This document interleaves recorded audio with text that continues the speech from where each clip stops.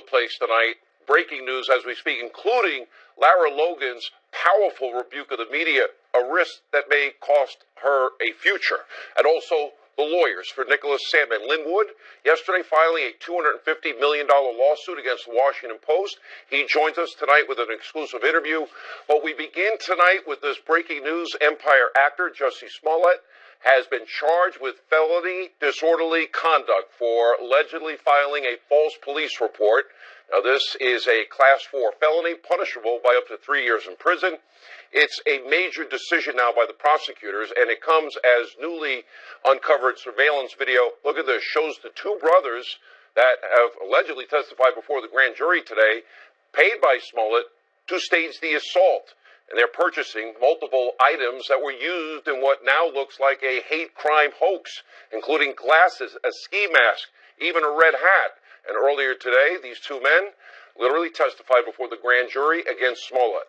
Now, with evidence mounting, Smollett is in serious legal jeopardy tonight, and it could get far worse. Federal charges could also be on the way. But tonight, Smollett's attorneys, they are pushing back in a statement. It says, quote, like any other citizen, Mr. Smollett enjoys the presumption of innocence, particularly when there has been an investigation like this one, where information, both true and false, has been repeatedly leaked. Given these circumstances, we intend to conduct a thorough investigation and to mount an aggressive defense, which, by the way, we believe in due process and the presumption of innocence here on this show. But earlier today, the attorney for the two brothers that you just saw in that surveillance tape had this message for the embattled actor. Take a look. Jussie Smollett says they're lying. What do you say to that? I think Jussie Smollett should come clear because the truth will set him free. Wow, powerful statement. We're going to take you live to the ground in Chicago. A full report coming up in just minutes and a lot more coming up. Sadly, what we see with Smollett is absolutely nothing new in terms of the media buying a hoax, hook, line, sinker. They go all the way in. Now, our top story tonight, Hannity watched into this abusively biased, hateful mob media in America. Remember, not so long ago, countless so-called journalists, pundits from all these other outlets threw caution to the wind in order to support Jussie Smollett and his very flawed story. I was warned early on, be careful. We didn't talk about it for a long time, waiting for the facts to come in. Now, despite the glaring red flags, they desperately wanted these wild claims and his narrative to be true. According to the mainstream media, all Trump supporters are racist, sexist, homophobic, xenophobic, Islamophobic. We're all monsters that want dirty air, water, and to kill grandma and kids. With their coverage of Smollett, it's only a tiny tip of the iceberg in what is a media mob coordinated character assassination that takes place so often. They are wrong so often that fake news is abundance in this country. Remember the outrageous, despicable treatment in the media of now Supreme Court Justice Kavanaugh? What about the Duke lacrosse case? What about the UVA rape case? What about Ferguson, Missouri? What about Baltimore? What about the Covington high school kids? Well, now famed attorney, somebody I've known a long time, Lynn Wood, has filed a massive $250 million lawsuit against the Washington Post on behalf of Nicholas Sandmann, a brutally devastating 38-page lawsuit. You can see it on Hannity.com. Lynn will be here in just a few minutes.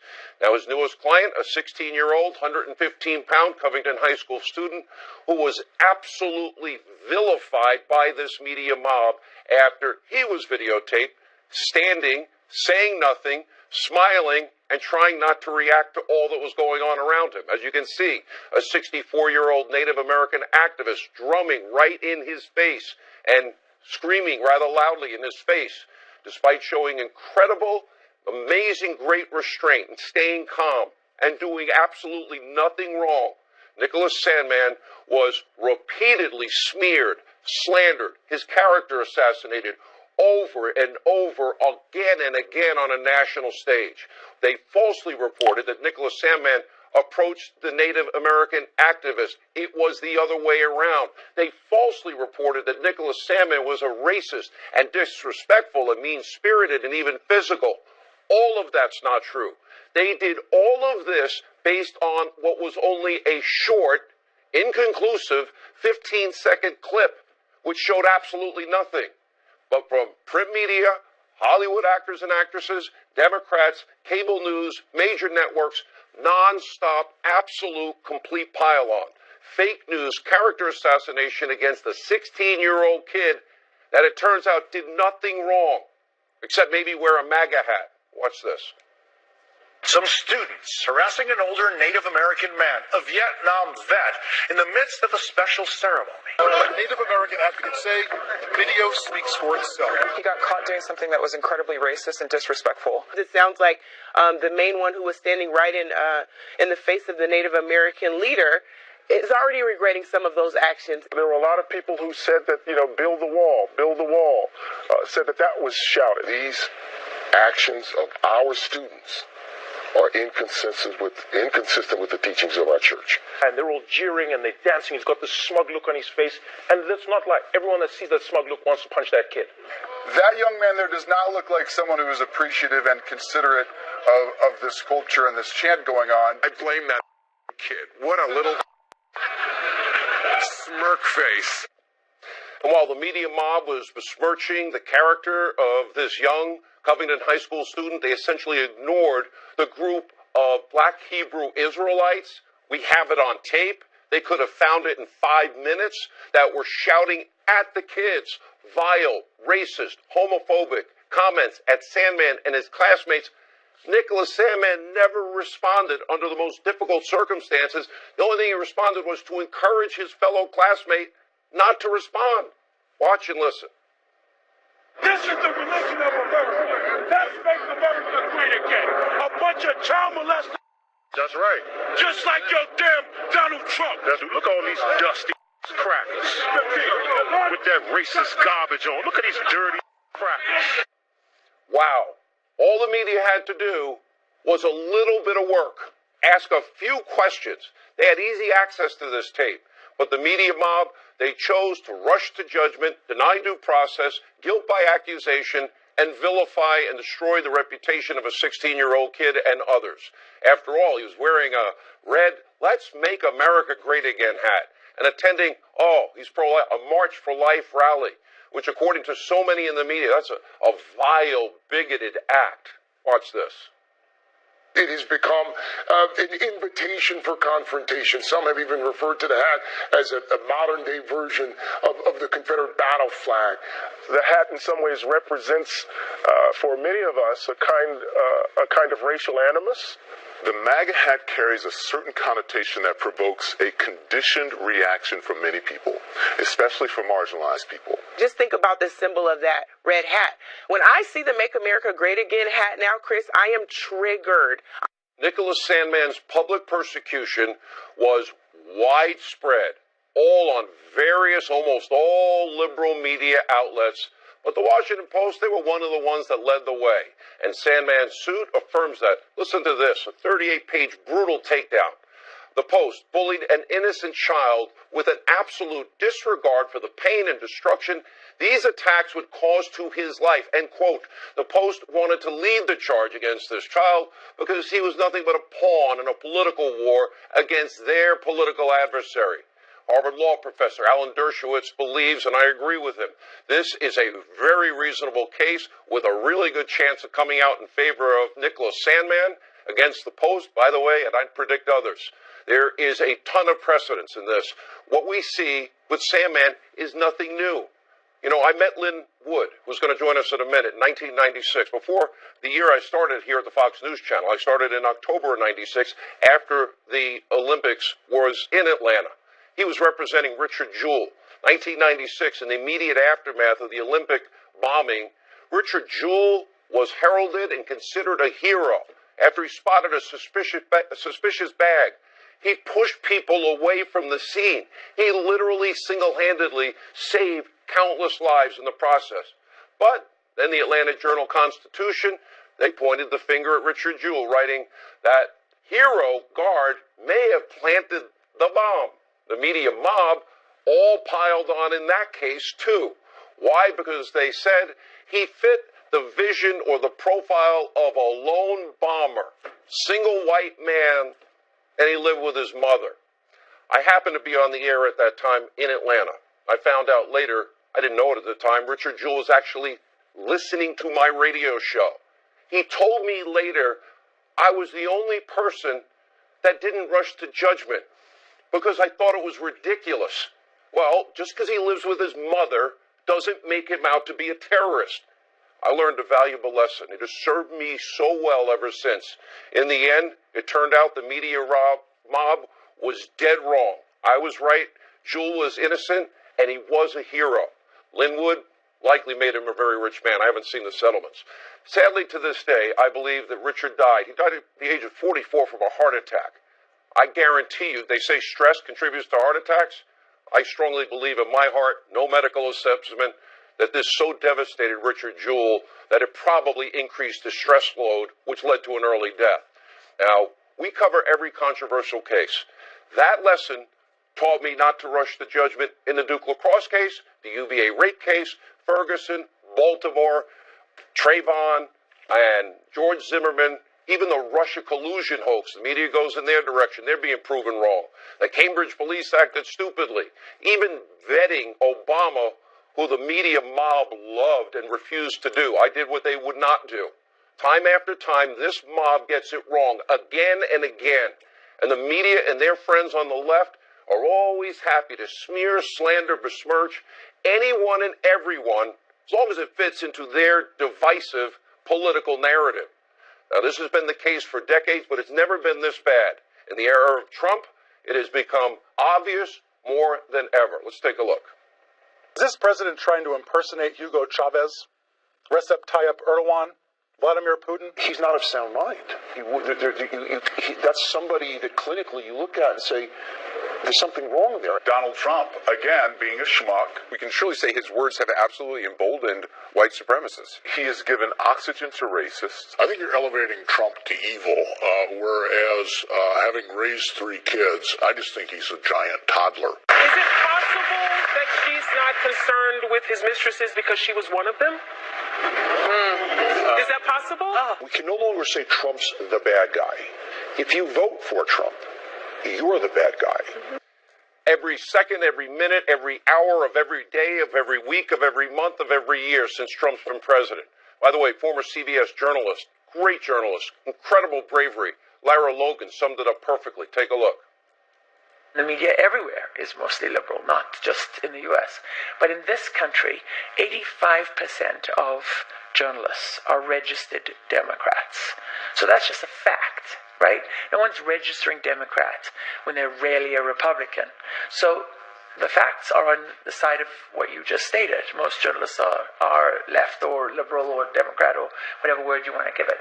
I always joke that the other 14% were too lazy to register. And there's maybe 1% that's on the right. Now, Lara went on to say she's probably committing professional suicide with that admission. By the way, she will join us in this show tonight. First, before we talk to Attorney Lin Wood, we have other big news. It appears the Mueller probe is finally wrapping up. Sources telling the Fox News channel the investigation is, quote, near the end game. And while the Department of Justice, the special counsel's office, have declined to comment, even fake news CNN, maybe they got something right. They're reporting Mueller could submit his findings to the Attorney General, Bob Barr, as early as next week. Earlier today, the president had a lot to say about the release of the report, saying that it is all in the hands of his new Attorney General, not him. And Justice Department rules say he decides. And according to special counsel regulations, Mueller will provide a confidential report to the Attorney General, Bob Barr, explaining the decisions reached by the special counsel. Next, the Attorney General will notify the chairs and ranking members of the House and Senate Judiciary Committees, quote, upon the conclusion of the special counsel's investigation. It is totally in the hands of the Attorney General and his alone to decide what, if any, details can be released in compliance with the law.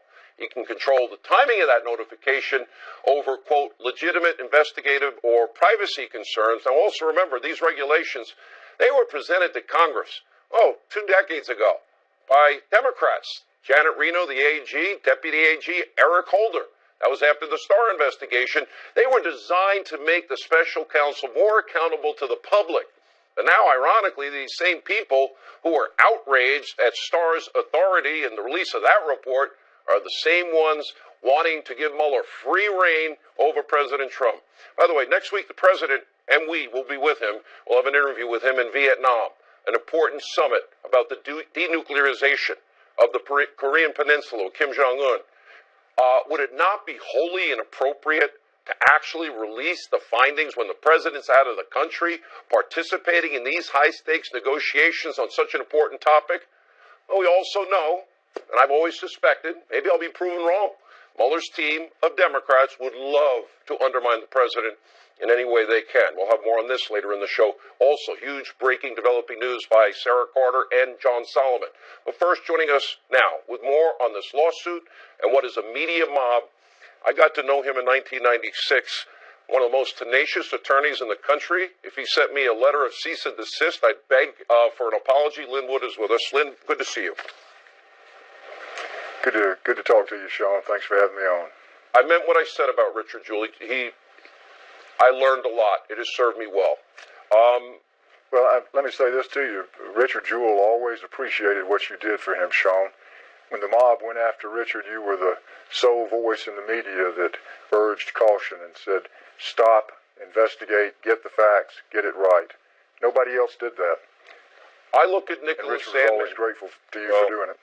I think the stress killed him. I think it so upset him. I look at Nicholas. I know it did. Sandman, and we now know the story. This kid, you couldn't teach somebody to act more perfectly than he did under the circumstances, and it would have taken all of 7 seconds to get the truth out. Your reaction? Well, let me tell you what the Washington Post did to Nicholas and other members of the mainstream media. You have the era of social media now, Twitter, Facebook. Thank goodness that didn't exist back in 1996 when Richard Jewell was under attack. So this video goes viral, the mob attacks, and you would expect that the mainstream media would be responsible enough to pause, recognize they're dealing with a student, investigate, and make sure that they have the facts accurate, that the story that they tell is accurate. But they didn't pause when it came to Nicholas because they wanted to rush out and they wanted to jump into the mob, give the mob a megaphone so that they could attack this boy because he was white, he was Catholic, and he was wearing a Make America Great Again cap. If Nicholas had not purchased that souvenir cap that day at the mall, if he was not wearing it, none of us would know who Nicholas Sandman is. He would still be living his life privately, going to school without worrying about how his school and his classmates and the world feel about him. Here's a 16-year-old kid, Sean. It's tough being 16. Think about what this young boy is having to deal with at age 16 when the entire world saw him the way the media portrayed him as literally the face of evil. It is inexcusable, reprehensible conduct by the media. And the Washington Post led the way. Well, you also telegraphed my interpretation. I've read every word of your 38-page complaint that CNN's not far behind, NBC's not far behind. But, Lynn, I've got to imagine if you add up all media outlets in this day and age and include Hollywood actors and actresses with the fame behind and the power of the pulpit that they have, hundreds, thousands of potential lawsuits here? Certainly hundreds. The good news is that we have 2.5 years to identify and file lawsuits against the wrongdoers. Because he's a minor, Nick will turn 18 in July of 2020. We've got 2.5 years. We got a lot of work to do because the social media and mainstream mob of bullies was extremely large in number, and they were very vocal. And the mainstream media, like the Washington Post, gave them a megaphone to go out and to shout to the world that this young boy had instigated this event, which he did not, had engaged in behavior swarming around Mr. Phillips, which he did not, had blocked Mr. Phillips' ability to leave the scene, which he did not. I mean, Nicholas Sandman, as you said, Sean, he didn't do anything wrong. He exhibited the most respectful behavior of anyone involved in this incident. You know, He was a child. He was accosted by adults, the black Hebrew Israelites, as your clip showed, yelling the most obscene slurs at these boys, homophobic, racist slurs. And then you have this character Phillips, and I say character because let me tell you, I've watched what he said. He doesn't tell the same story twice because he's a liar. And yet the media put him on interview after interview to tell his false story and condemn this young, innocent boy. Well, I assume that by those comments, and I think you said on Twitter that you would sue Nathan Phillips as well. You know, I watched what those kids went through and what these people said to them. They said nothing back. I don't know if I'd have that kind of restraint. It's kind of amazing. They said that he went and confronted Nathan Phillips. Just the opposite. I went through a litany of high-profile cases, Linwood. They get it wrong all the time, this mob. Listen, you dated both of us talking about 1996. I have spent the last 23 years of my career. I'm sorry? You still look the same. I've spent, well, thank you. Both of our hair is a different color now than it was back then. But I've spent the last 2 decades working in the area of First Amendment law, trying to protect individuals' reputations and seek redress from false attacks. And I've watched it shown deteriorate over the 2 decades. It's gotten worse and worse, and now it's reached the point where they're attacking falsely a child. I am really... Things have got to change, and there's got to be accountability. And I know you don't need the money. I know that this is your passion. I am happy that they hired you. You're the best person in this. Linwood, thank you. When we come back, we'll go to Chicago. Breaking news on the Jussie Smollett and Lara Logan, exclusively on Hannity. Made a fool out of himself over the last couple of days, and he really looks to me like sort of a poor man's J. Edgar Hoover. I think he's a disaster. That was the president weighing in on Andrew McCabe's recent book tour. Americans put a lot of trust in the FBI. They have no choice. It's our top law enforcement agency. FBI officials are supposed to be adults, supposed to be immune to hysteria and fads, and above all, immune to political pressure. But the last couple of years have shaken the public's faith that any of that is true. Jim Comey grandstanded for attention.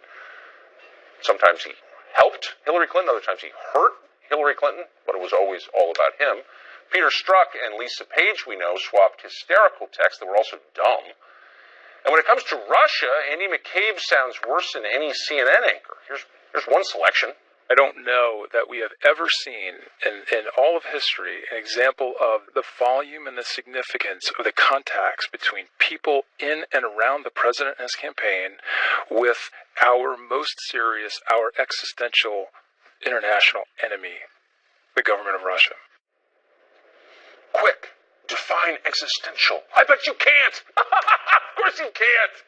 McCabe also recently said that he wouldn't be surprised if the president were taking orders from Russia. Do you still believe the president could be a Russian asset? I think it's possible. I think that's why we started our investigation, and I'm really anxious to see where Director Mueller concludes that. Well, there's no evidence of that, but you don't need it. He has a feeling, and hopefully we'll get some facts. New reports today indicate the release of Robert Mueller's final report could be imminent. Who knows? Eli Lake has been covering this stuff for a long time. He's a Bloomberg opinion columnist now, and he joins us today. So, Eli, to me, speaking as a citizen, it's not really about Trump or the Democratic Congress. It's about whether you can trust your most powerful institution domestically, which is the FBI. And if the former deputy director is saying with a straight face, no, he could be a Russian agent, on the basis of really no evidence, that seems so reckless and scary to me. It's harder to justify that, especially 2 years into the administration. Yes. President Trump has appointed Russia hawks at the highest levels of the government. He has, in a lot of cases, not every single one, countered Russian interests directly. The most recent example being Venezuela, selling lethal arms to Ukraine. So there's been no quo to the quid, and the quid has yet to be established after more than 2 years of an investigation from the FBI, which is to say the initial theory was that there was a conspiracy between the Trump campaign and Russia to distribute, steal the emails from the NC and John Podesta, and that there was coordination in some ways with the Trump campaign to help Russia influence the election. Well, I think most people believe that the Russians certainly tried to influence the election, but the other part of that, which is that coordination, not only hasn't been proven, according to the indictment of Roger Stone, they didn't know what were in the emails, that Roger Stone was trying to figure it out from WikiLeaks.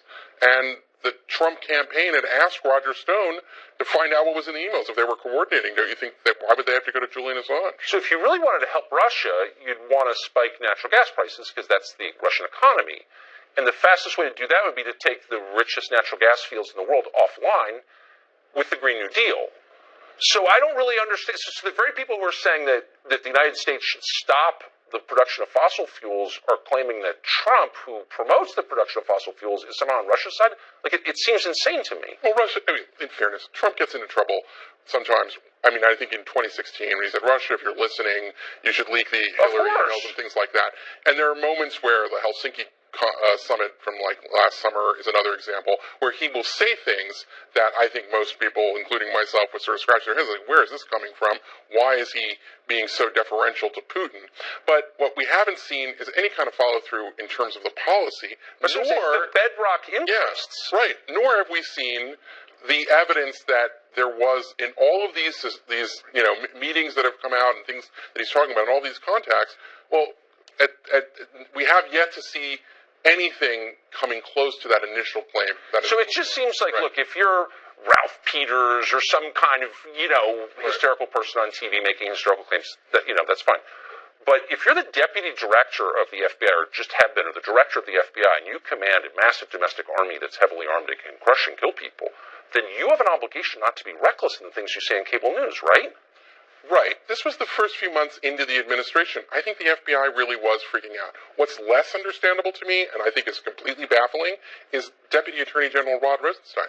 Because according to McCabe, Rosenstein was frantically meeting with him and other senior leaders of the FBI, proposing maybe the invocation of the 25th Amendment, wearing a wire, doing all these, and ultimately leading to the appointment of Robert Mueller as a special counsel. But it was Rod Rosenstein who originally helped basically come up with a memo justifying the firing of Comey. So how is he on both sides of that issue? And the argument that I get from reading between the lines, and I've read a bit of the book now from McCabe, is that there would be no investigation. They wouldn't have launched this investigation. We wouldn't have gotten Mueller if only Trump had stuck to the initial cover story that that obscured his real reasons for firing Comey. If only he said it was all about Hillary Clinton, then we wouldn't have, according to McCabe, and that doesn't make any sense. It doesn't make any sense, and I'm even more confused, but grateful that you tried to explain their reasoning. Thank you very much. Thank you so much for having me. Well, they joined a jihad against the West. Now several ISIS brides want to come home, and their supporters say it's racist to prevent them. Nigel Farage on that after the break. It's been almost 16 years since the United States invaded Iraq in order to overthrow the regime of Saddam Hussein. Spring of 2003, remember. In the end, more than 4,000 American troops died in that war. Tens of thousands more were maimed. And, of course, more than 100,000 Iraqi civilians died as well.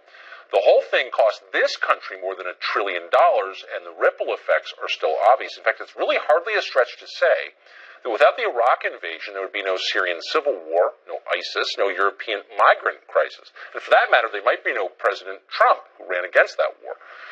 The Iraq War turned out to be our most momentous and costliest foreign policy action since Vietnam. And it might have been worth it if we got something out of it in the end. But did we?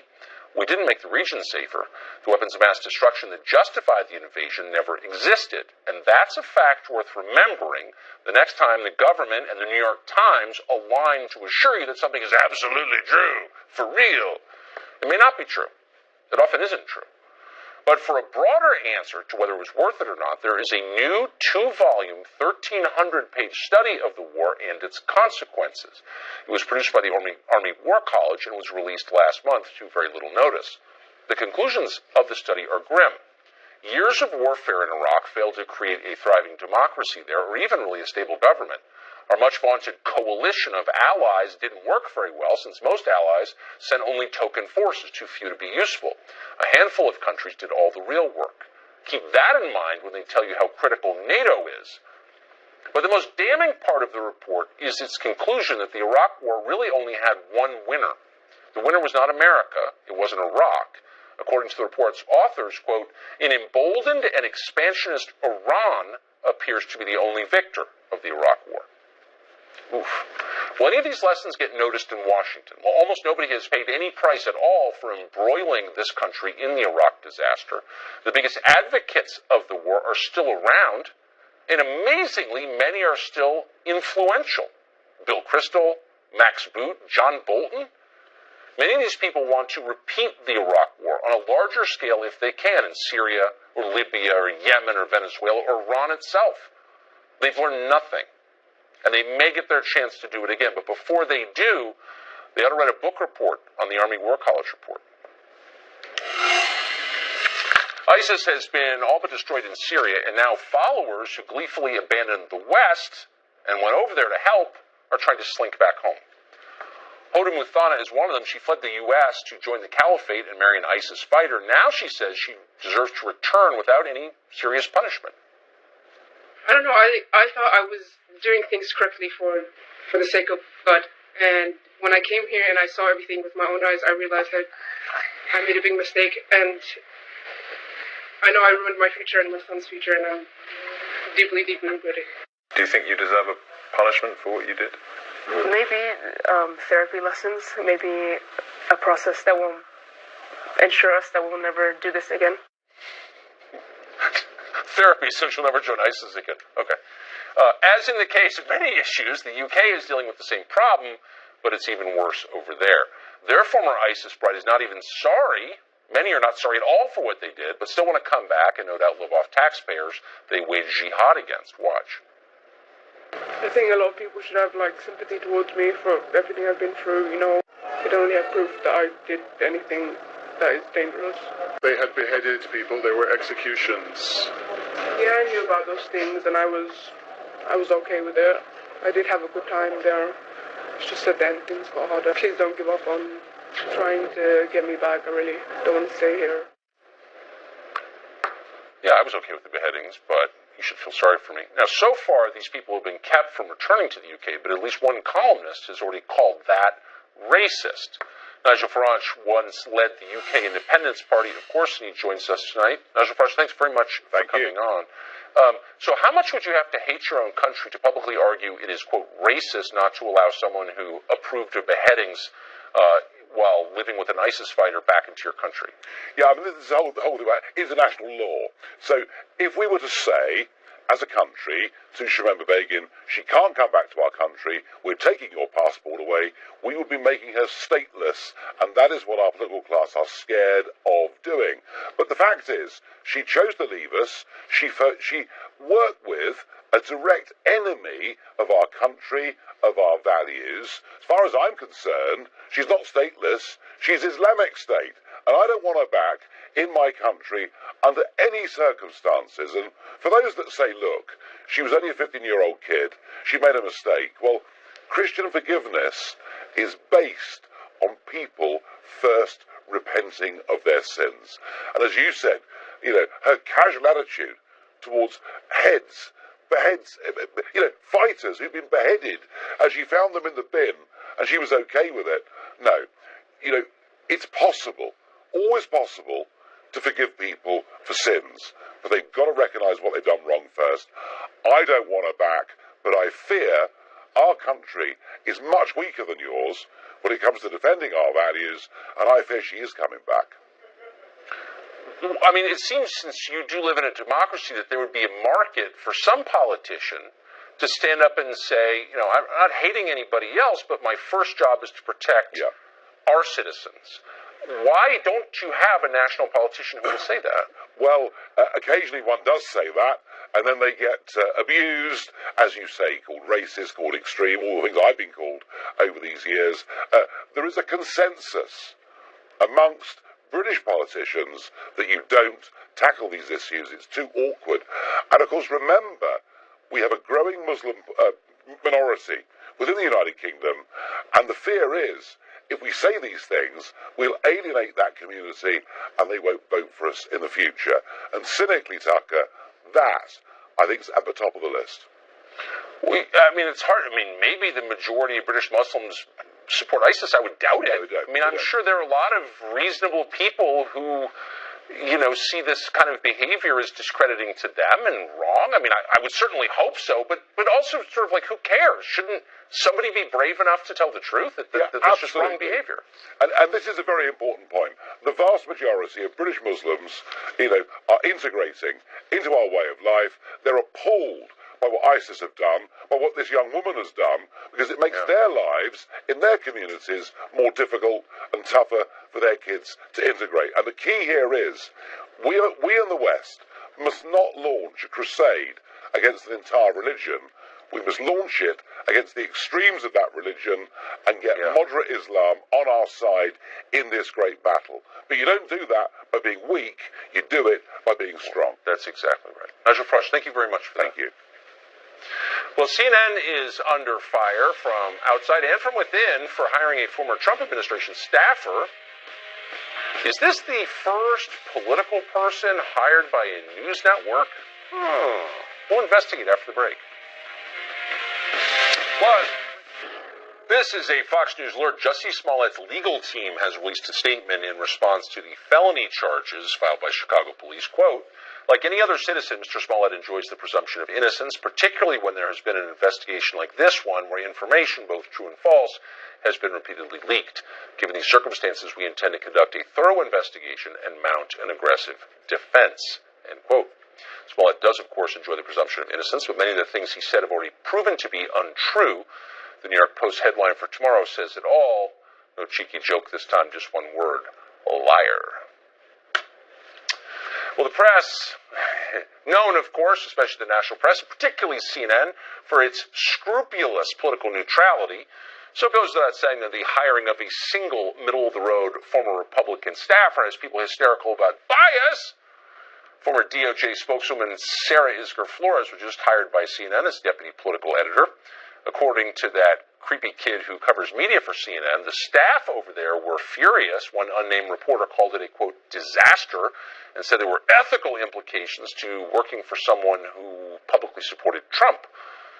Of course, there are quite a few former Obama staffers on the CNN payroll. No problem. Here to tell us more about all of this is media reporter Joe Concha, who covers the press for The Hill. Good to see you, Joe.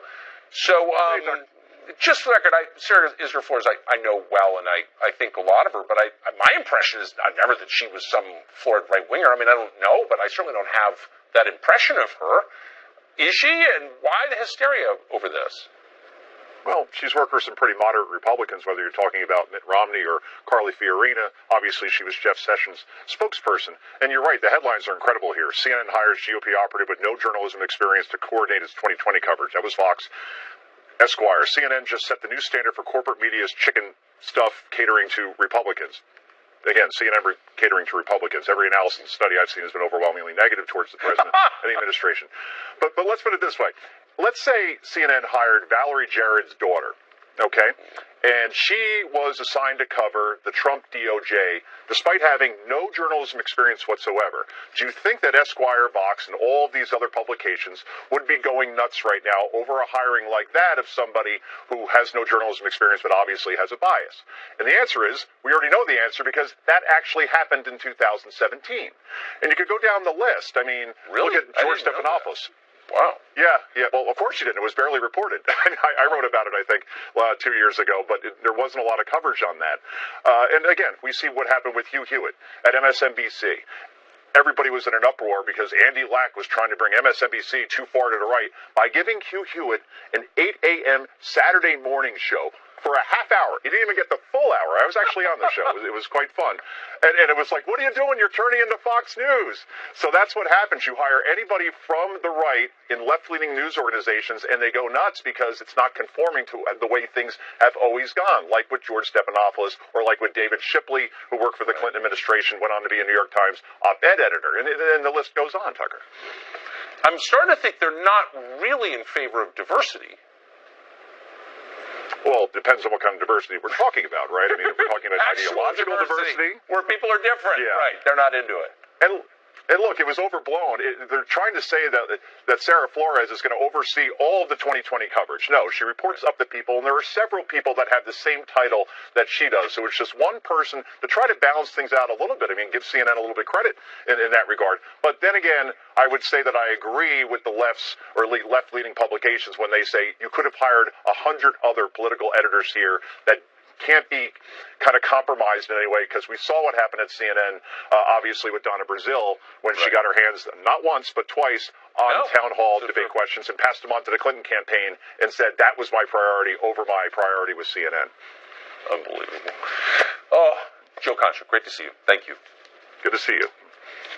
Well, as you know, if you've been paying any attention at all, there's literally nothing cooler than marijuana. Cool people smoke weed, and that's why total legalization nationwide seems inevitable. But as marijuana use rises, a mysterious illness called cannabinoid hyperemesis syndrome is affecting some heavy users. Not a lot is known about this, but symptoms include what they're calling scromiting, an uncontrollable wave of screaming and vomiting. Might be worth learning more considering the ubiquity of marijuana, so we're joined by Fox contributor Dr. Mark Siegel, our in-house doctor. We're grateful to have him. Dr. Siegel, what is this? Well, Tucker, we use marijuana to decrease nausea and pain medicinally, medically. But as is in anything in medicine, when you start using a lot of it, you get the reverse effect than you actually want. So this is for chronic pot smokers out there, places where it's recreational. We see a ton of this in Colorado, by the way, and flooding emergency rooms. Probably over 3 million people in the United States are affected, because what happens is the pot, when you start using a lot of it, turns off the receptors in the nerves that are supposed to suppress nausea and pain. So you're nauseous, you're in pain, and the only thing that works for this, Tucker, is hot showers. It floods the receptors, it turns them back on, you go back to normal, but you got to be in the shower for 6 hours. Guess what the cure is? Stop smoking pot. Kamala Harris out there, stop smoking pot. That's the cure. 6 hours. So, I mean, it seems to me, I've never heard of this. I grew up in California. It seems like there's still a lot we don't know about the medical effects of heavy marijuana use. And that's the take-home message here. I talk a lot about long-term effects in terms of behavioral changes, judgment, how you do on exams, effects on the lungs. This is a big one, and I'll tell you the biggest take-home here. People misdiagnose this all the time. Tucker, people have had their gallbladders taken out by mistake because they come to an emergency room vomiting uncontrollably, and even doctors are not used to this. But over 3 million people, and as we zoom up to more than 10 million who are chronically smoking pot nationwide, we're going to see more and more of this. This is a terrible side effect, pain and vomiting, and it's a warning for people out there. There is no free lunch here. Our politicians are really reckless, I think. Dr. Siegel, great to see you. Good Thank to see you very much. That's been it for us tonight. Unfortunately, we'll be back tomorrow, 8 p.m. The show that's the sworn enemy of lying, pomposity, smugness, and groupthink. DVR it if you dare. But above all, and we say this every night, but we mean it completely, stay tuned for the surprise we have for you next. Live from New York City awaits Sean Hannity. There he is. Oh, it's such a shock. All right, great show, Tucker. Good to see you as always. See you. Welcome to Hannity. All right, we start with a Fox News alert. We have you.